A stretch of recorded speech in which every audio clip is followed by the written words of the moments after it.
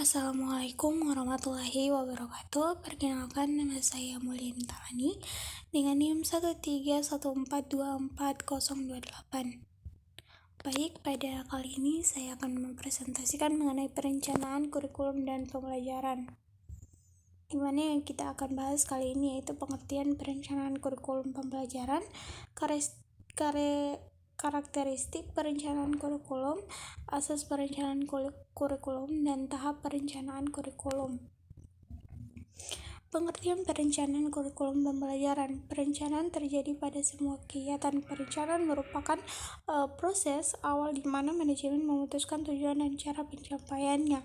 Perencanaan adalah hal yang sangat esensial karena dalam kenyataannya perencanaan memegang peran lebih bila dibandingkan dengan fungsi-fungsi manajemen yang lainnya, yaitu pengorganisasian, pengarahan, pengawasan, di mana fungsi manajemen tersebut sebenarnya hanya merupakan pelaksanaan dari hasil sebuah perencanaan. Karakteristik perencanaan kurikulum di mana yang pertama, perencanaan kurikulum harus berdasarkan konsep yang jelas tentang berbagai hal yang menjadikan kehidupan lebih baik, karakteristik masyarakat sekarang dan masa depan, serta kebutuhan dasar manusia. Dan yang kedua, perencanaan kurikulum harus dibuat dalam kerangka kerja yang komprehensif yang mempertimbangkan dan mengkoordinasi unsur esensial belajar mengajar efektif. Yang ketiga, perencanaan kurikulum harus bersifat reaktif dan adaptisipasi, di mana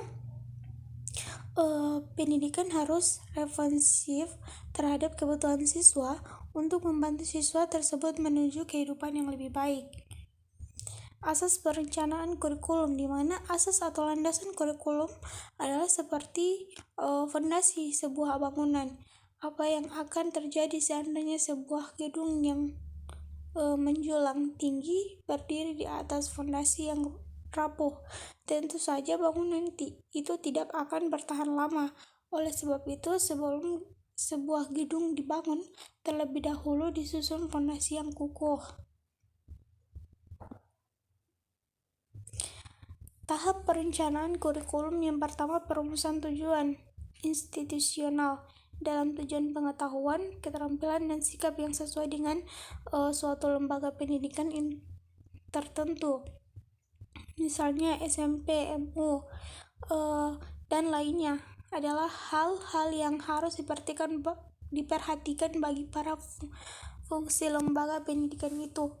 Yang kedua, tahapan pengembangan setiap bidang studi, di mana langkah-langkah yang harus ditempuh dan mengembangkan setiap program studi yang meliputi yang pertama, merumuskan tujuan kurikuler, yang kedua, merumuskan tujuan pengajaran, yang ketiga, menetapkan pokok bahasa atau sub pokok, dan yang keempat, menyusun garis-garis besar program pengajaran, dan yang kelima yaitu menyusun pedoman khusus.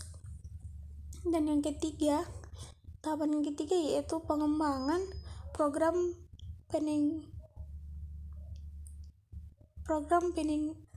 pengajaran di kelas, di mana pengembangan program pengajaran di kelas khususnya di Indonesia bertolak dengan satu dasar konsep sistem.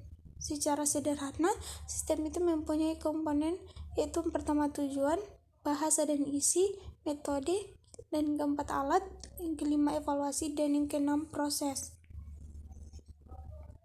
Kesimpulannya yaitu kurikulum adalah sebuah pengalaman yang telah direncanakan untuk mempersiapkan peserta didik mencapai tujuan pendidikan, baik diperoleh dari dalam maupun luar lembaga yang telah direncanakan sebagai sistem dan terpadu. Manajemen dalam perencanaan kurikulum dapat diartikan sebagai keahlian atau kemampuan merencanakan dan mengorganisasikan kurikulum, di mana pokok kegiatan utama studi manajemen kurikulum meliputi bidang perencanaan dan pengembangan kurikulum, pelaksanaan dan perbaikan kurikulum. Manajemen perencanaan dan pengembangan kurikulum berdasarkan asumsi bahwa telah tersedia informasi dan data tentang masalah-masalah dan kebutuhan yang mendasari disusunnya perencanaan secara tepat. Sekian dari saya. Wassalamualaikum warahmatullahi wabarakatuh.